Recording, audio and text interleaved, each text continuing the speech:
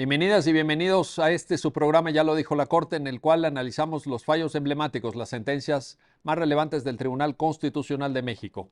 En esta ocasión vamos a platicar con nuestros invitados del amparo directo en revisión 2468/2015, que es una interesante sentencia que nos va a permitir reflexionar sobre la aplicación, a veces con sesgos, con prejuicios, hasta con estereotipos en materia de proceso penal, Un caso complejo en su dimensión fáctica, en los hechos, y que, pues en fin, nos va a permitir también hablar de cómo se debe aplicar la perspectiva de género en la impartición de justicia. Para entender este importante pronunciamiento de nuestra Suprema Corte, le doy la bienvenida al programa a Roberto Negrete. Roberto, gracias por estar aquí.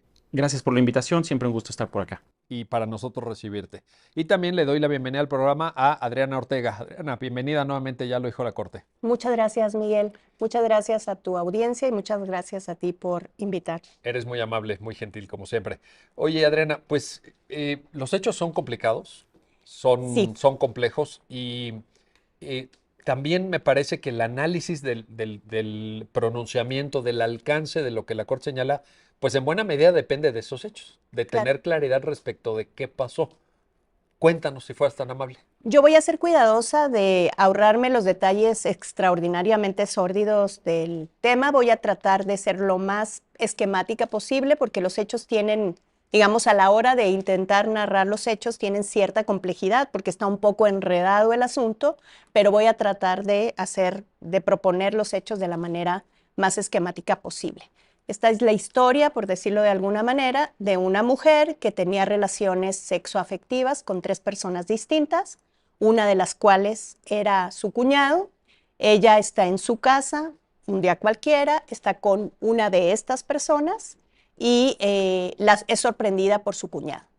Su cuñado entra a la casa de esta mujer por la fuerza junto con un sobrino, un niño de 12 años. La mujer está digamos, con esta tercera persona, por llamarla de alguna manera, y con su hija de 4 años dentro de la casa. El cuñado entra a la casa con el sobrino de 12 años que te cuento, entrega la niña de esta mujer a el sobrino, le dice que se la lleve a casa de la mamá de él, es decir, la suegra de la mujer, golpea a la mujer, le da unas cachetadas y la mete al baño. Un tiempo, y mientras ella está en el baño, él y otra persona golpean al tercero, digamos al hombre con quien sorprendieron a esta mujer. Lo golpean, en algún momento cesan la golpiza, van por esta mujer al baño, entonces le dicen vamos a ir a recoger al resto de tus hijos, van a recoger a los otros 2 hijos de la mujer y este hombre lleva a la mujer a casa de su mamá, otra vez la suegra de esta mujer. Que vivía cerca, entiendo, ¿no? Vivía cerca y le dice además, esto es como muy importante, le da a esta mujer la instrucción de no dejarla salir. Regresa a la casa de esta mujer donde había dejado al tercero al cuidado de su cómplice, y lo asesinan de una forma muy cruenta que no vamos a referir en este momento porque me parece que no es necesario para el análisis que estamos proponiendo. Y digamos procesalmente, ¿qué es lo que ocurrió? Con base en estos hechos, que ahorita vamos a platicar un poco más profundamente de todo lo que está involucrado entre los hechos y las conclusiones de los tribunales, el tribunal, el primer juzgado, responsabiliza a esta mujer y le da 25 años de prisión. 25 años de prisión. O sea, ¿le imputan qué? ¿Homicidio? Homicidio, y la consideran coautora material, es decir, coautora material. ¿Si ella la hubiera matado? Como si ella hubiera estado deteniendo al hombre mientras el otro lo mataba, o sea, como coautora material del homicidio, un homicidio que además, como surge de los hechos, no presenció. Pero bueno, digamos que el tribunal de primera instancia la condena a estos 25 años de prisión bajo el argumento, y ya hemos platicado de esa figura aquí en tu programa, con la variante de conducta de comisión por omisión. Un poco ella no defendió a la persona, no evitó el homicidio y entonces ella es responsable porque tenía una posición de cuidado preferente, una que se le llama en doctrina posición de garante respecto de la vida de este señor que finalmente resultó asesinado. Este fallo se confirma por el Tribunal de Apelación, se confirma después por el Tribunal Colegiado y llega a la Corte bajo el argumento de que había habido una violación grave a la presunción de inocencia y bajo el argumento de que presentaba una problemática de género. Yo me imagino que vamos a profundizar sobre esas cuestiones, esas categorías doctrinarias, sobre cómo se aplica en este caso la perspectiva de género, qué pasó con los jueces, cómo es que los jueces llegan a esta conclusión de manera, si me permites adelantar, un tanto artificiosa, y vamos a ver qué es lo que estaba pasando cuando llegaron a esta decisión que es bastante... La sentencia condenatoria de primera instancia que refieres de los 25 años, luego en segunda instancia se confirmó, o sea, llegó hasta el tribunal colegiado. Y el colegiado también confirmó. El colegiado también confirmó. O sea, cuando llega el caso a la corte... Ella sigue condenada. De hecho, y ahorita sí, bueno, si quieres adelanto también que es el final de la historia, esta mujer resulta absuelta. Esa es una buena noticia. La mala noticia para variar es que esta mujer pasó en prisión 7 años. 7 años. Bueno, porque hizo todo este recorrido procesal. Así es. Instancias, tribunal colegiado, o sea, no se supo arreglar antes el problema, no se vio. Bueno, con los argumentos que ahorita vamos a analizar. Ahora, Roberto Negrete, a ver, voy contigo porque en esto que nos platica Adriana, hay también una dimensión de dogmática penal, digamos, de concepciones penales, de pues este famoso discurso del derecho penal, de la autoría, de la participación, etcétera, que lo dijo Adriana, no para este efecto, pero yo lo retomo la palabra. A mí de pronto, yo no soy penalista evidentemente, pero me suena un poco artificioso en el sentido de decir, parece que se aleja un poco de la experiencia que podamos tener cada uno de nosotros como personas. Es decir, a ver, ¿cómo le puedes imputar en calidad de coautor material un homicidio a una persona que ni siquiera estaba en el lugar de los hechos, que no los presenció? Parece una aplicación de categorías de dogmática penal un poco artificiosa o un poco, digamos, alejada de la experiencia práctica o de las máximas de la experiencia, dirían los de razonamiento probatorio. Un comentario. Claro, con mucho gusto.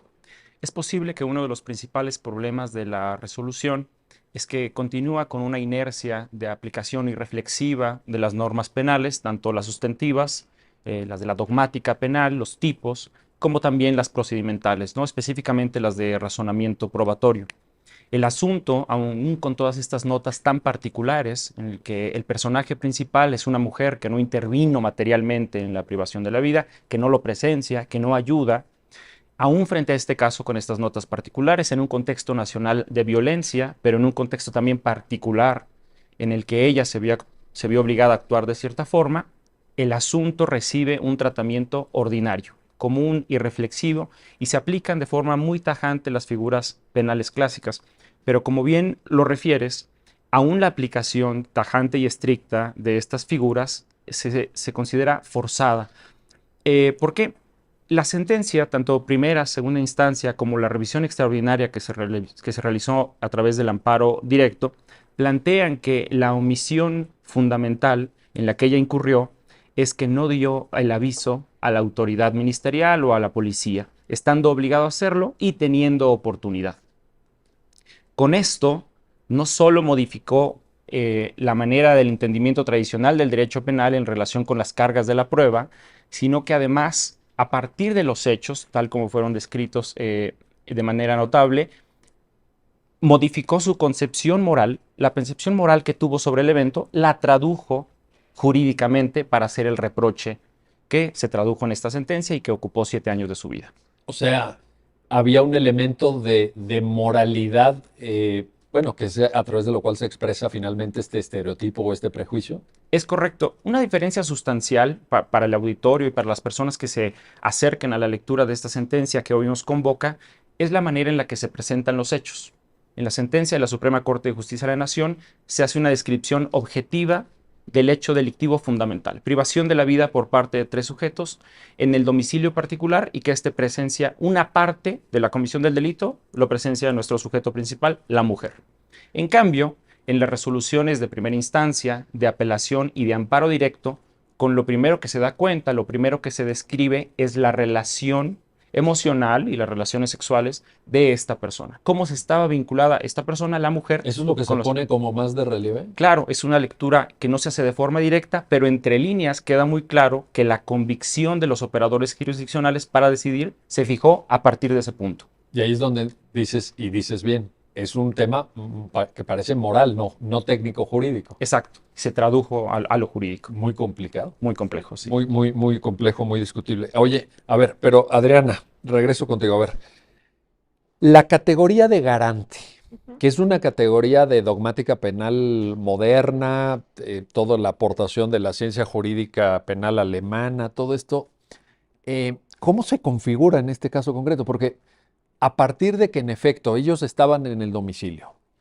por las razones que tú misma ya describiste, etcétera, y luego esta persona es sacada del domicilio por la fuerza, llevada a casa de su suegra, donde ella tiene que permanecer ahí, etcétera. Incluso ella, me atrevo a pensar que tenía un temor fundado de que pudieran ejercerse actos de violencia, no solamente contra ella, sino contra sus hijos, que también, como ya nos referías, estaban presentes, algunos de ellos de muy corta edad, 4 años, en fin. Entonces, ¿cómo alcanza la categoría de garante en este contexto la mujer en cuestión?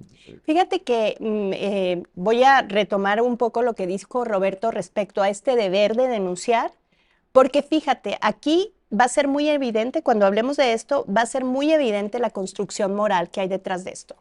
Regularmente, la posición de garante llama a 2 cosas. Alguien que tiene un deber jurídico de cuidado y que está en posibilidad de evitar un daño a ese bien jurídico que tiene obligación de tutelar. Es así como se construye la posición de garante.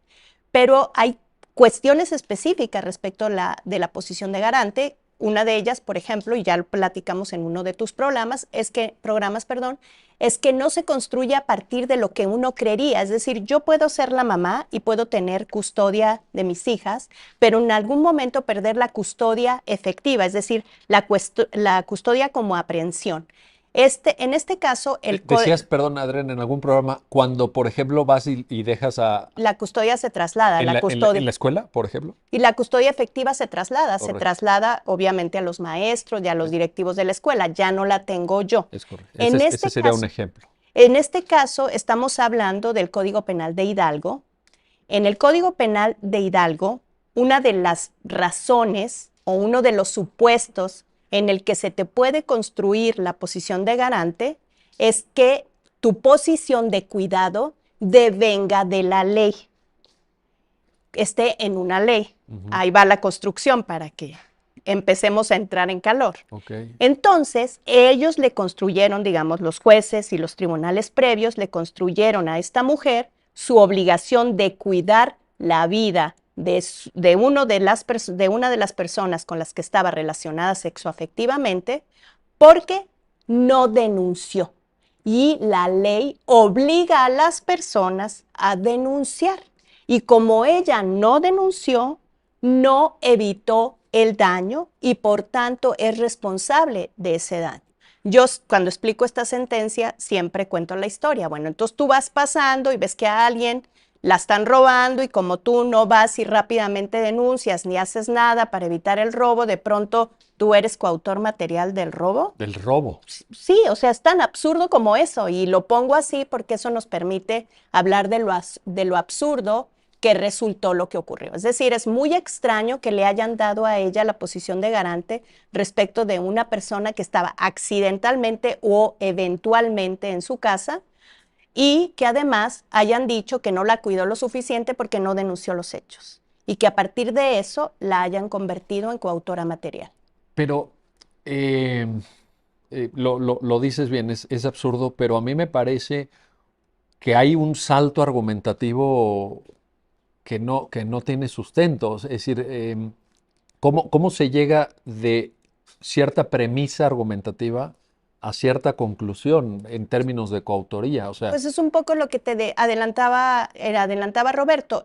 tú tienes la categoría dogmática, es una categoría dogmática vacía, y tú la vas dotando de contenido. Entonces, la argumentación de los jueces, de los tribunales y del tribunal colegiado es que fueron llenando de contenido esa garantía, esa categoría dogmática. ¿Pero te refieres a la categoría de garante? A la categoría global de comisión por omisión. Ah, correcto, correcto. A la categoría global de comisión por omisión, que supone la posición de garante y la posibilidad, en términos muy generales, que tengas la posición de garante, lo que implica que tienes una obligación de cuidado especial, pero que puedes evitar el daño y que decides no hacer. Pero incluso en la premisa, Sí.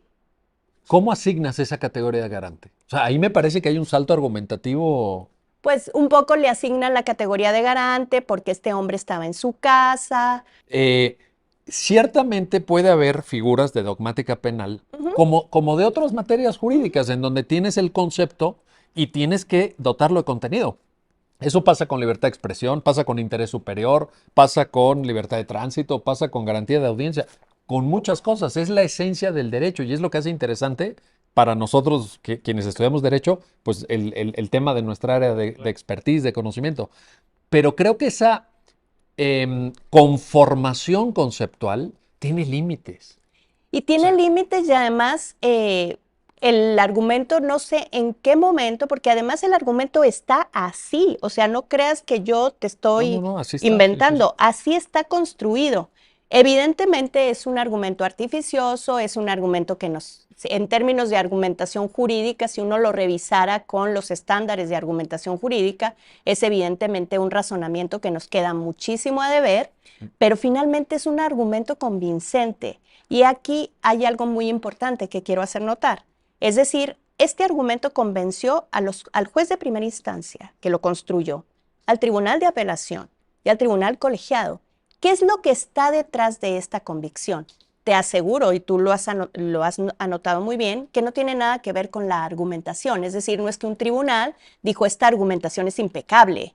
No es que el otro tribunal dijo, pues es que aquí no hay manera de refutar a esta conclusión a la que ha llegado el juez o a la que ha llegado el tribunal, si está clarísimo que es impecable. Yo creo que no fue eso lo que vieron. Creo que vieron otra cosa. Y creo que vieron de manera muy importante el comportamiento sexual de esta mujer. Creo que eso se volvió un tema relevantísimo. Todavía peor. Todavía peor, porque aquí ya no se trata simplemente de el uso de categorías de dogmática penal que no están bien empleadas, que no están bien sustentadas, que no tiene premisa metodológica válida la argumentación, sino de poner encima de la mesa lo que para ti ideológicamente es válido o no es válido en la vida de una persona. Ahí sí, perdón, pero me parece gravísimo. Y fíjate, decía algo Roberto que es muy interesante, tenía que ver con la narrativa de hechos. Y es muy curioso, todos los tribunales anteriores insistieron de una manera que yo podría decir incluso como, no sé, como incorrecta, como persistente, como hasta cínica, en que ella fue encontrada en su casa solo con un suéter puesto. Entonces era así como el argumento con el que abrían es, esta mujer recibió en su casa, solo llevaba un suéter y la pregunta es, ¿y qué? Parece un tema absolutamente marginal, ¿no? Sí, es un detalle, digamos, inconsistente. Hasta irrelevante. Totalmente irrelevante. Lo que se estaba juzgando era un homicidio. Sí, pero ese detalle aparece y aparece todo el tiempo. Y eso proyecta seguramente cómo lo observaron o cómo lo interpretaron en algunas instancias. Bueno, vamos a hacer una pausa, no se vayan, estamos platicando con nuestros invitados del Amparo Directo en Revisión 2468 diagonal 2015 y pues la impartición de justicia pues con estos sesgos, con estos estereotipos, con estos prejuicios morales y en algo tan delicado como el proceso penal. Regresamos. Ya estamos de vuelta, ya estamos de regreso en su programa Ya lo dijo la Corte para continuar con el análisis, con el comentario del Amparo Directo en Revisión 2468 diagonal 2015 con nuestros invitados. Y regreso ahora contigo, Roberto Negrete, porque pues nos dejó Adriana antes del corte con un tema preocupante, que es cómo se pueden trasladar prejuicios, estereotipos, reproches a lo mejor de carácter penal en el desempeño de funciones judiciales, pero revestido de categorías de dogmática penal. O sea, figura de garante, comisión por omisión, todo este conjunto de categorías que han hecho mucha fortuna, eso sí hay que decirlo, en el discurso del derecho penal contemporáneo. Creo que los penalistas no solamente lo exponen, lo explican. Tortura es un caso perfecto, tortura es un Tortura, sí. caso perfecto. Pero quiero decir que son categorías asentadas en el discurso penal, que tampoco las inventaron en el No, juzgado no, de no. primera instancia de Hidalgo ni No, nada. no, existían. Pero cómo, y ahí viene el planteamiento, Roberto, se utilizan para dibujar, para tergiversar, para alterar hechos, acontecimientos de la realidad, recubriéndolos de este discurso muy prestigioso, muy legítimo desde el punto de vista académico, intelectual, etcétera, para llegar a unas conclusiones que uno dice, vaya, si intentáramos explicarlo a personas que no tienen formación jurídica, oye, esta señora que no sé qué, mató a este otro señor que estaba en su casa tal día. Pero ¿cómo que lo mató? ¿Ella lo mató? Claro. No. ¿Ella estaba ahí? No. Pero ella vio cómo lo trató, tampoco. Pero ella lo sujetó, como decía Adrián, pues tampoco. Entonces, ¿qué está pasando ahí, Roberto? ¿Tú cómo lo percibes? ¿Cómo lo ves? Si bien la resolución de primera, segunda instancia y la de control extraordinario a través del juicio de amparo directo atentan contra el sentido común a partir de la revisión que estamos desagregando, lo cierto es que este tipo de carcasas, este tipo de coberturas que se hacen sobre los asuntos, prosperan y sin duda son una nota común en el tratamiento ordinario de los procedimientos penales. En este caso se revela que la percepción inicial de los hechos y cómo se atribuye a ella la responsabilidad de haber desencadenado el homicidio, porque más o menos eso se puede advertir entre líneas. Tú colocaste en esta situación a los hombres que finalmente terminaron por privar de la vida al compañero que estaba en ese momento en la habitación, se traduce en una cobertura jurídica muy frágil cuando se revisa desde la mirada de la presunción de inocencia, de las cargas probatorias y de la obligación de aplicar la metodología de perspectiva de género. Es una carcasa muy frágil que en términos muy directos, para que el auditorio quede muy claro el mensaje, no son más de 2 párrafos en los cuales se comunica la responsabilidad de la persona y en los cuales, con base en los cuales se determinan los 25 años de prisión. ¿2 párrafos? No son más de 2 párrafos en los cuales se construye la noción sobre su responsabilidad. ¿Y con eso se justifica una pena de ese tamaño? Lamentablemente e históricamente sí. Híjole. A ver, Adriana, pero qué impresionante, ¿no? Es duro, es Es muy duro. duro, es Pues muy estamos hablando duro. de la vida de una persona. Sí. No es un tema Y además le académico. costó, decías tú hace rato y decías muy bien, o sea, finalmente no son, digamos, los 25 años son absolutamente tremendos, eso sí se superó, pero ¿quién le devuelve a esta mujer los 7 años que pasó en prisión? Súper complicado.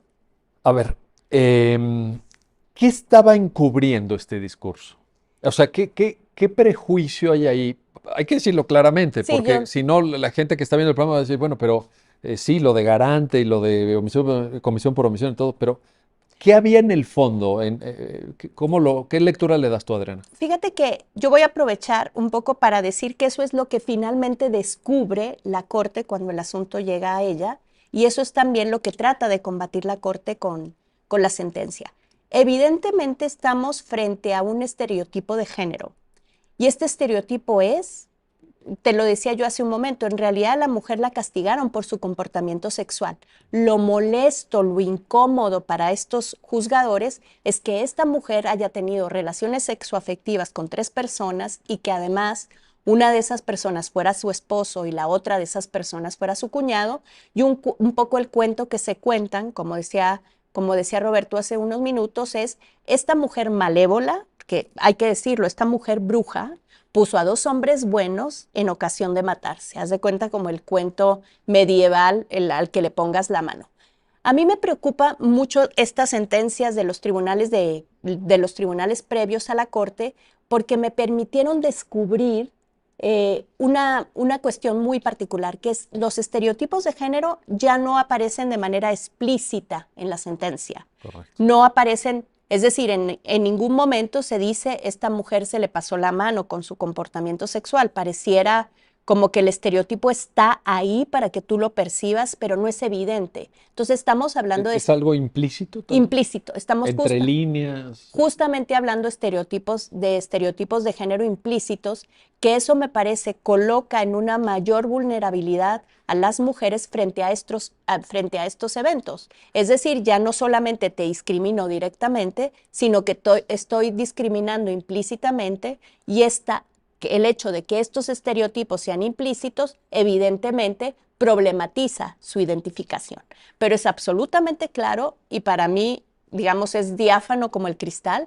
Esta mujer fue sentenciada a los años de prisión, que fue sentenciada por su comportamiento sexual. A mí no me queda duda. Oye, ¿y esto no refleja también, Adriana, te pregunto, una cierta visión, más allá de las personas juzgadoras que aquí hayan intervenido, de los hombres o las mujeres que hayan de alguna forma sustentado estos veredictos, eh, ¿no te parece que esto participa también de una cierta visión de la sexualidad femenina en México?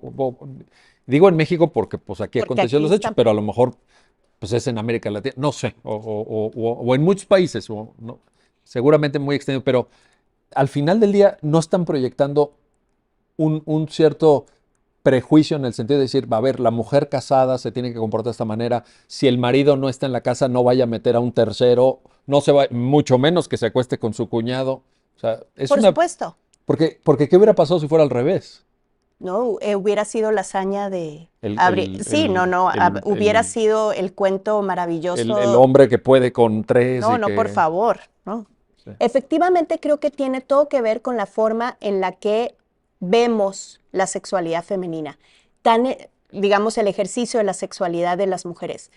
Tan es así que esto, haz de cuenta, y Roberto lo dijo de alguna manera, esto empezó a hacer resonancia. Es decir, el tribunal de primera instancia da la condena, el tribunal de segunda instancia pudo identificarse con esa condena y el tribunal colegiado pudo identificarse con esa condena. ¿Qué es lo que está abajo? Que a todo mundo, a todas las personas que intervinieron, les pareció correcto censurar de esa manera a esta mujer por el ejercicio o por la forma en que estaba ejerciendo su sexualidad. Evidentemente lo que está detrás es el entendimiento ampliado de que las mujeres deben comportarse sexualmente de una manera específica además, de acuerdo con su pertenencia a un grupo familiar, de acuerdo con su pertenencia a un matrimonio. Entonces creo que no hemos roto. Fíjate que también por esto esta sentencia, y además es una sentencia de estos años, no estamos revisando una sentencia de los años 50 o de No, los no, no, años no, no. 40. No, es Entonces, lo muy muy reciente. escandaloso aquí es que el Estado sigue pensando que puede administrar la sexualidad de las mujeres, que puede decirte que es correcto, que puede decirte que es incorrecto. Esto es apabullante de la sentencia. Ese golpe es muy fuerte. Pero déjame aquí añadir un elemento adicional, Adriana. Dices tú, el Estado puede administrar. Sí, pero también esto es consecuencia de una visión compartida socialmente. No es que un grupo de jueces ultraconservadores, No, con estoy de mentalidad acuerdo. decimonónica, etcétera. Esto participa de un ambiente de Sí, represión, de un de ambiente represión. de estandarización de comportamientos. Lo correcto es, lo estándar es. También Por supuesto, es hagámonos además, cargo de esto, no, porque es un entendimiento comunitario. Obviamente es un entendimiento, yo pondría más claro, es un entendimiento cultural. Está construido, es estructural. Nosotros seguimos digo nosotros porque lo hacemos incluso de manera inconsciente, automática. Por eso los estereotipos y los prejuicios son un reto. Porque en algún momento nosotros los sentimos en la panza y los sentimos bien y los verbalizamos bien y los ejecutamos bien porque los sentimos cómodos. En algún momento resuenan con lo que nosotros pensamos en términos culturales o cómo nos construimos culturalmente. Por supuesto que sí hay un entendimiento cultural de que las mujeres deben asumir ciertos comportamientos sexuales y otros no, que si una mujer está casada, tú decías hace rato, es absolutamente monógama, se debe a su marido, ella solamente puede amar y desear a su marido. Si una mujer es soltera, pues tiene que darse a respetar, no tiene que salir con este, no tiene que salir con el otro. O ahora también hay presión social, es impresionante, hay presión social para las mujeres que deciden ejercer su sexualidad de manera conservadora. También ellas merecen cierta, o padecen más bien, cierta presión. ¿Qué ¿no? vueltas da la vida? ¿No? Ahora, por favor, dame la prueba de amor, sí, sí, o sea, todo, imagínate todo lo que impacta la sexualidad de las mujeres. Las parejas, la comunidad, la cultura, los jueces, las juezas, estamos Pero atrapadas. al final están atrapados, sí. Y por eso hay que ejercer la libertad también. Pero también la libertad de no participar de una cierta visión muy moderna o Sí, vanguardista, etcétera, decir, pues esto de la prueba de amor o si estás en una relación afectiva, eso inmediatamente te conduce a relaciones sexuales, a edades incluso tempranas, adolescentes, etcétera. También eso forma parte de la libertad, ¿no? por Y hay que supuesto. resistir esa cultura Sí, de la imposición. por eso yo te decía hace rato, es decir, hay una cultura, qué bien que lo dijiste, me gustó la forma en que lo construiste, hay una cultura de la imposición, sea para que te involucres en comportamientos sexuales, sea para que no lo hagas. Es decir, la sexualidad de las mujeres siempre, por eso utilicé la fórmula administración, siempre está administrada, siempre está supervisada, siempre está calificada. Y esta sentencia no está sola. Tú sabes, analizamos la vez pasada contigo esta sentencia sobre la madre. También están los estereotipos de la mala madre, Sí. de la buena madre, de la mujer que se conduce correctamente sexualmente. Y para mí, como te decía, lo más preocupante, lo que es el verdadero reto, es que ahora los estereotipos no salen a la superficie, no están, no lees la sentencia y lo encuentras. Tienes como que escarbarle para darte cuenta que está el estereotipo implícito. Bueno, es que quienes redactaron esas sentencias saben a lo que se arriesgaban si ponían expresamente el estereotipo. Por eso se los planteaba, ¿no? A mí lo que me llama la atención, sin ser penalista, es este uso de categorías de dogmática penal. O sea, me parece ya de De un nivel. de un atrevimiento, de un arrojo, de una audacia que verdaderamente se Pero justo despega has de dado la... en el punto. Esas personas no piensan que están actuando de manera incorrecta. Están completamente convencidas de que lo están haciendo bien. Es decir, no temen, fueron No, pero cuidadosos, pero, fueron cuidadosos en ¿crees no que no se hayan evidenciar. dado cuenta de que aquí había una postura moral? Sí, pero yo te voy a decir algo como que no sé si ellos lo tenían tan claro, pero lo cierto es que ahora, hablando de estereotipos implícitos, todo el tiempo lo que una identifica cuando hace revisiones con género son sesgos cognitivos. Sí, sí, Es sí, decir, claro, tú entras a la totalmente. resolución de un asunto con una cierta preconcepción Sí, de acuerdo. y obligas al asunto a adaptarse a tu preconcepción, pero no forzosamente crees que estás equivocado. Estás haciendo lo correcto, aunque lo hagas de manera cuidadosa Pero, para no ser pero sorprendido. Adriana, ¿no te imaginas la conversación en el juzgado Ah, no, sí me la entre imagino. varios? Oye, ve nomás esta.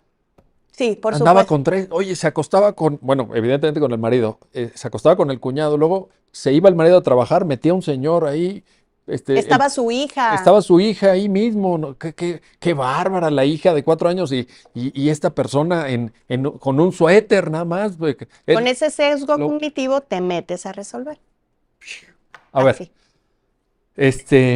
Roberto Negretti, ¿qué tanto, te planteo, te pregunto, tenemos una herramienta argumentativa, dadas estas fallas de argumentación que ya aquí hemos mencionado y que quedaron claras, espero, qué tanto una herramienta de corrección y de alertamiento incluso de los defectos que pudieran tener estas resoluciones, la encontramos en la perspectiva de género, como metodología, como forma de aproximación argumentativa al estudio de casos que nos permita por un lado, visibilizar, porque también a lo mejor esto es un caso muy evidente, notable, brutal, pero habrá casos incluso más sutiles, incluso más disfrazadas los prejuicios, los sesgos. ¿Podemos, con perspectiva de género, lograr un avance en este tipo de aproximaciones? Claro, justamente esa aproximación es la que explica los méritos que tuvo el asunto para que la Suprema Corte de Justicia de la Nación entrara a su estudio. Si bien ya habían intervenido previamente las dos instancias ordinarias y la del Tribunal Colegiado en instancia de juicio amparo directo, las conclusiones habían sido las mismas y la aproximación de la Corte es: te estás separando, estás construyendo a la sombra de los criterios que ha dictado el Tribunal Constitucional en materia de dos temas: presunción de inocencia y juzgar con perspectiva de género. Sobre esta segunda vertiente es muy importante también dejar en claro que en ocasiones, cuando se critican las prácticas más modernas para hacer que la justicia florezca de alguna forma, se le reprocha un vicio que puede ser como una parte de actividad jurisdiccional, de activismo, que solo está cimentada en corrientes de moda o algo así. Pero esto no puede estar más alejado de la realidad y del contexto jurídico vigente en nuestro país. Juzgar con perspectiva de género no es solo una buena práctica. Es una norma obligatoria para todos los operadores jurisdiccionales y en este caso concreto también para las instancias de procuración de justicia, para los ministerios públicos, para las fiscalías. Es una norma obligatoria que tiene su fundamento en el artículo 1 y 4 constitucional y que tiene como objetivo plantear una metodología que ayude a eliminar las barreras que impiden la igualdad sustantiva y la igualdad jurídica entre el hombre y la mujer, las cuales se construyen estas barreras a partir de la justamente construcción cultural de estereotipos que sesgan cognitivamente la apreciación, el análisis que hace un operador en relación con un tipo de asunto, que justamente es lo que ocurrió en este caso concreto, en el cual todas las personas que intervinieron desde la detención, desde la investigación, la detención y el procesamiento, la forma en que se aproximaron y sancionaron a la mujer por la manera en que establecía sus relaciones sexoafectivas. Así, juzgar con perspectiva de género es la metodología, es el canal a través del cual podemos detectar los sesgos cognitivos que son muy claros, aquellos que se construyeron en las normas desde hace décadas y décadas, aquellos que se plasmaron argumentativamente en la labor de los jueces y de los operadores jurisdiccionales en general, pero también aquellas que solo se plasman entre líneas, como en este caso, y que son mucho más difíciles de identificar. Oye, Roberto, ¿y qué tanto la metodología perspectiva de género nos permite alertar a las personas juzgadoras respecto de sus propios sesgos y prejuicios? No en un sentido, por ejemplo, de ideología conservadora ni nada, pero también del hecho de reconocer que todos crecimos y de una forma participamos y reproducimos el ambiente en el que vivimos. No puede ser de otra manera. ¿Qué tanto la perspectiva de género también es una alarma que suena, ¿no? Como el despertador, ¿no? En la medida que suena la alarma, respecto a nuestros propios prejuicios? Las personas juzgadoras no están ajenas a sesgos, a estereotipos. Claro, y ese es justamente el desafío de juzgar con perspectiva de género, porque impone la obligación de revisar la inercia cultural con la que trabajamos. Y en el caso concreto no hubo esto que fraseabas muy bien hace un momento, si me permite retomarlo, este alertamiento. Hay que dudar. El personaje principal de este asunto es una mujer inmersa en un contexto de violencia, no solo por todos los antecedentes que se desprendían del expediente, sino hablando en concreto del evento. El evento fue sumamente violento. Ella lo presenció y desde su primera declaración manifestaba: yo fui golpeada al mismo tiempo que iniciaba el ataque contra la persona que se encontraba al interior de mi domicilio. Esto es la alerta que debe prender este foquito rojo para todos nuestros operadores jurisdiccionales de que hay que cambiar la lente, la aproximación que hacemos, y si en realidad las conclusiones a las que estamos llegando, el uso desvirtuado y perverso que hacemos de las figuras tanto sustantivas como procesales, no es lo que nos lleva a concluir de forma errada, equivocada, este tipo de asuntos. Pues un gran reto para las personas juzgadoras. Bueno, vamos a hacer una pausa, no se vayan, estamos platicando con nuestros invitados del Amparo Directo en Revisión 2468, diagonal 2015, y de cómo impartir justicia con perspectiva de género, respetando la presunción de inocencia, particularmente, desde luego, en un campo tan sensible, tan importante para la vida de las personas como lo es el proceso penal. Regresamos. Ya estamos de vuelta, ya estamos de regreso en su programa Ya lo dijo la Corte, para continuar en el análisis, en esta conversación sobre el amparo directo en revisión 2468-2015 con nuestros invitados. Y quiero regresar contigo, Adriana Ortega, porque pues hemos hablado de sesgos, hemos hablado de prejuicios, hemos hablado de estereotipos que creo que conforman en buena medida la materia que la Corte le reprocha a las instancias inferiores y que orientan el sentido del fallo. Pero tal vez, Adriana, estamos dando por hecho que quienes nos están viendo, quienes nos están escuchando, saben qué es. Cuando hablamos de estereotipo, ¿de qué hablamos? Te lo pregunto, te lo planteo. Puede parecer muy obvia la pregunta, pero más vale compartir esta información.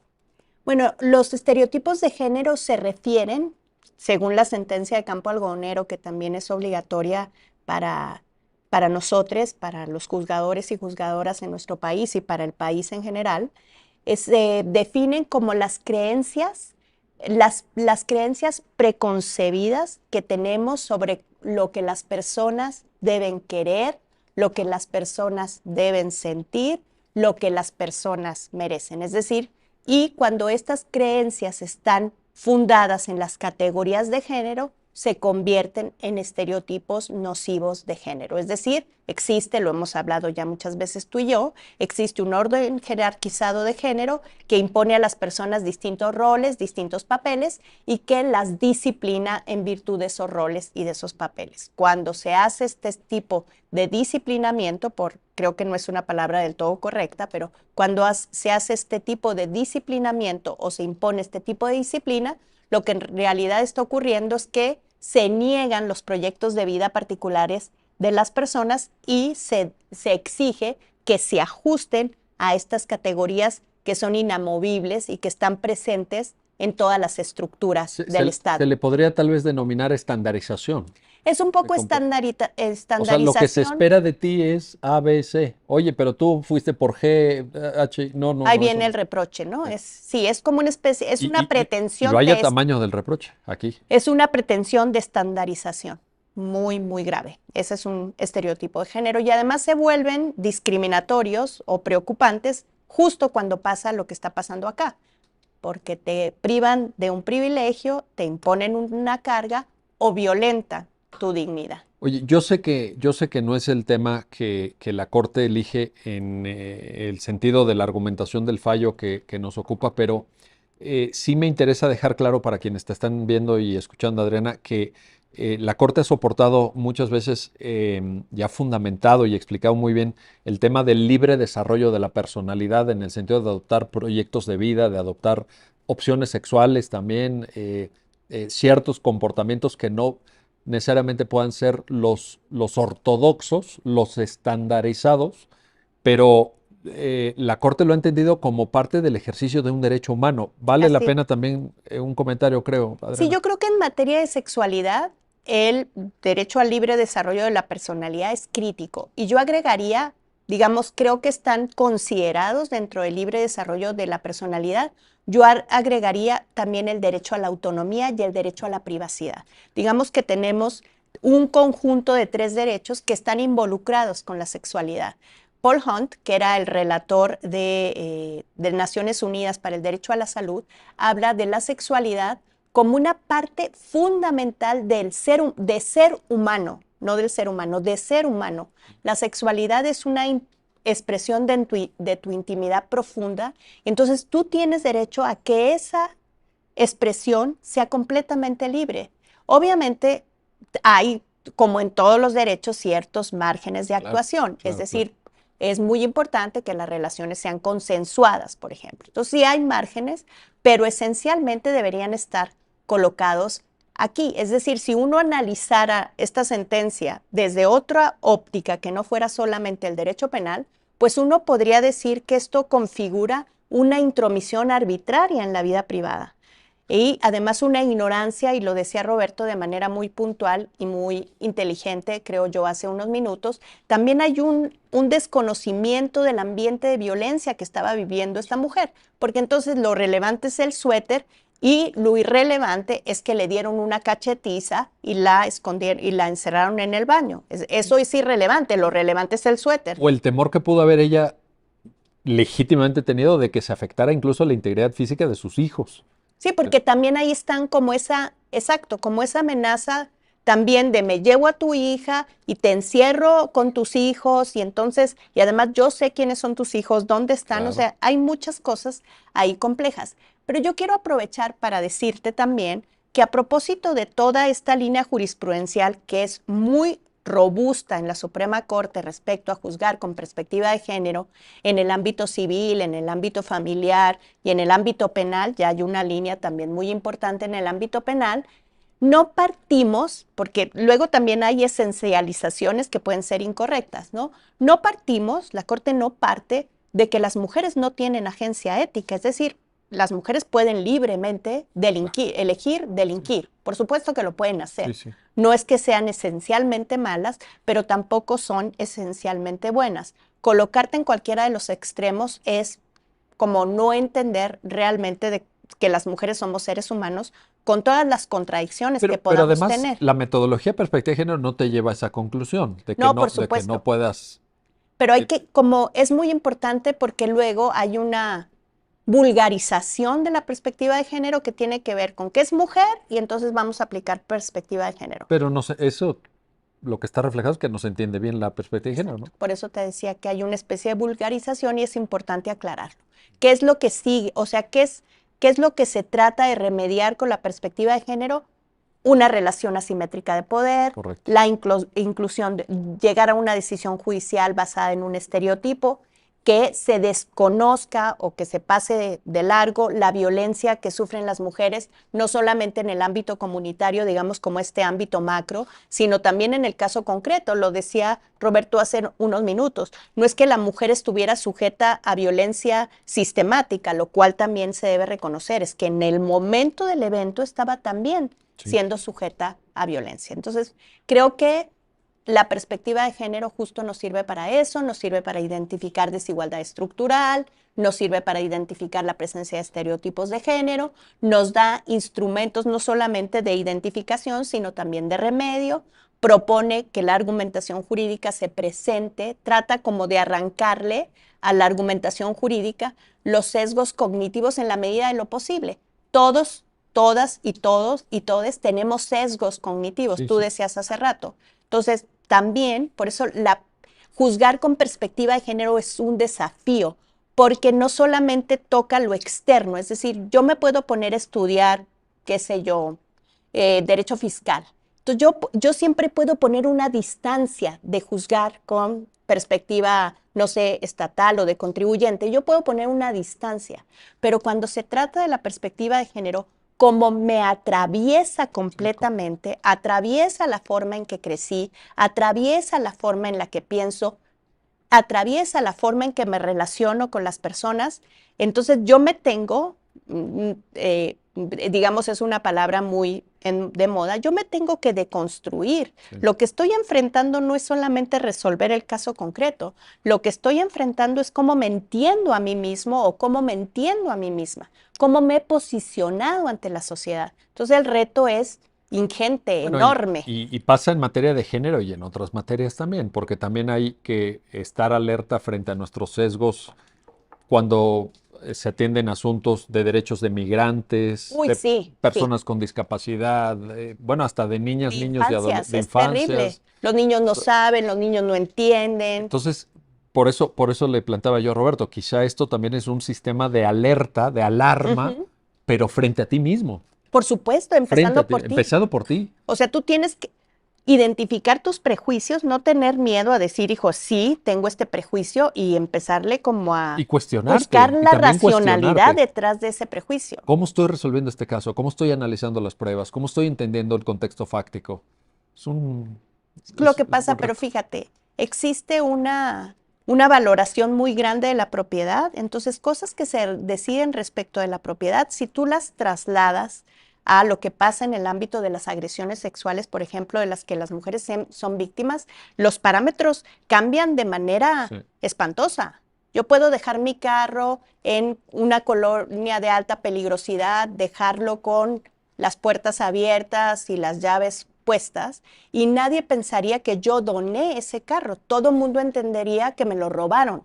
Pero cuando cambiamos eso, entonces el problema es que era una mujer sexualmente atractiva, con una faldita corta, a las 2 de la mañana, medio entonadita, entonces ya la cosa cambia. Esa mujer es una donación, está donando su sexualidad. Está donando su cuerpo y entonces quien lo toma no la está violando. Qué buena analogía, qué buena analogía. Roberto, decías, y es una parte interesante, sustantiva diría yo, de la argumentación de la sentencia de la Corte, el tema de presunción de inocencia. Te lo quiero plantear, pero vinculándolo con estándar probatorio, porque también recordemos que en tratándose del proceso penal hay requerimientos de suficiencia probatoria, de verdadera acreditación, dice ahora el Código Nacional de Procedimientos Penales, incluso más allá de toda duda razonable. ¿Te hace sentido esto? ¿Vale la pena traerlo a colación? El tema de presunción de inocencia, en qué caso se derrota, en qué no, pero también alcanzar suficiencia probatoria, ¿no?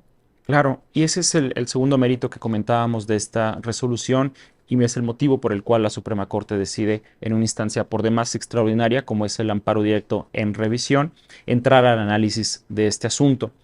A la par del desarrollo jurisprudencial en materia de juzgar con perspectiva de género, que se extiende por más de 15 años, en materia de presunción de inocencia, tanto en el sistema tradicional, con un texto constitucional anterior a la reforma de 2008, como posteriormente, también la Suprema Corte, el Alto Tribunal, ha desarrollado notables y robustas sentencias en la materia.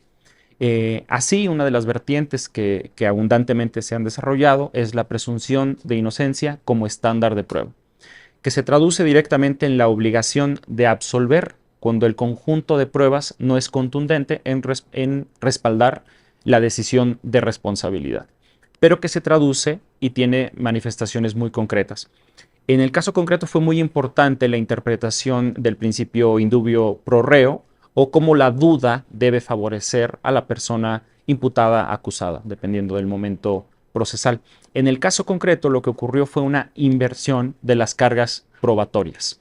Los órganos jurisdiccionales de todas las instancias, como lo hemos venido mencionando, consideraron que a ella correspondía probar que efectivamente había existido una amenaza efectiva para no realizar la denuncia correspondiente. De esta forma se violenta el principio de presunción de inocencia en su vertiente de estándar probatorio. Ahí está la importancia de esto. Bueno, la conclusión, Adriana, nos queda medio minuto de programa. Al final, ya lo habías dicho, sale absuelta. Al final sale absuelta, la Corte devuelve la sentencia al tribunal colegiado con estos estándares de los que hemos hablado, con la importancia de identificar la situación de violencia, con la importancia de identificar estereotipos explícitos sobre su comportamiento sexual, sobre la importancia de no trasladarle a ella la carga de la prueba, que eso es algo también en lo que la sentencia se concentra muchísimo. No le traslades la carga de la prueba, la carga es para ti, Ministerio Público, o era para el Ministerio Público y tú, juez, debiste analizarla de esa manera. Devuelve con todos estos estándares, decía yo hace un minuto, al tribunal colegiado, y el tribunal colegiado finalmente decide absolver a esta mujer, no sin antes haber pasado 7 años en la cárcel. Híjole, bueno, tremendo. Adriana Ortega, Roberto Negrete, gracias. Gracias a ambos por darnos a entender esta sentencia. Y gracias a usted que hace posible su programa Ya lo dijo la Corte, en el cual analizamos los fallos emblemáticos, las sentencias más relevantes del Tribunal Constitucional de México. Hasta pronto.